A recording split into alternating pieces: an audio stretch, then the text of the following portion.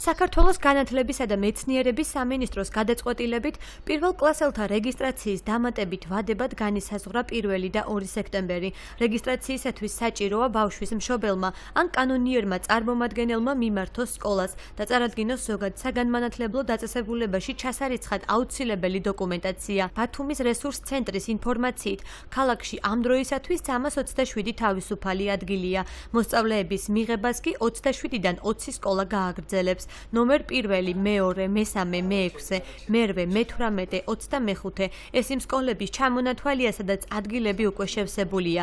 შეგახსენებთ, რომ რეგისტრაციის უფლება აქვთ იმ პატარებს, რომელთაც 2015 წლის 1 იანვრამდე შეუსრულდებათ 6 წელი, ან 2013-2014 სასწავლო წელს სწავლობდნენ კერძო სკოლის მოსამზადებელ კლასში და შეუსრულდათ 5 წელი.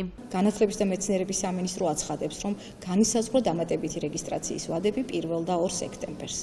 რეგისტრაციისათვის საჭიროა, რომ მშობელმა ან კანონიერმა წარმომადგენელმა მიმართოს სკოლას და თავისუფალი ადგილების არსებობის შემთხვევაში სკოლას წარუდგინოს ზოგად საგანმანათლებლო დაწესებულებაში ჩასარიცხად აუცილებელი დოკუმენტები. დღეს მდგომარეობით ბათუმის 27 საჯარო სკოლიდან თავისუფალი ადგილები არ გვაქვს 7 საჯარო სკოლაში. ეს სკოლებია ბათუმის ნომერ 1 საჯარო სკოლა, მე-2 სკოლა, მე-3, მე-6, მე-8, მე-18 და 25 სკოლა. ამ 7 სკოლის გარდა დანარჩენ 20 სკოლაში არის თავისუფალი ადგილები. ეს ადგილების რაოდენობა 300-ზე მეტია. ასე რომ არც ერთი მოსწავლე არ დარჩება სკოლის გარეშე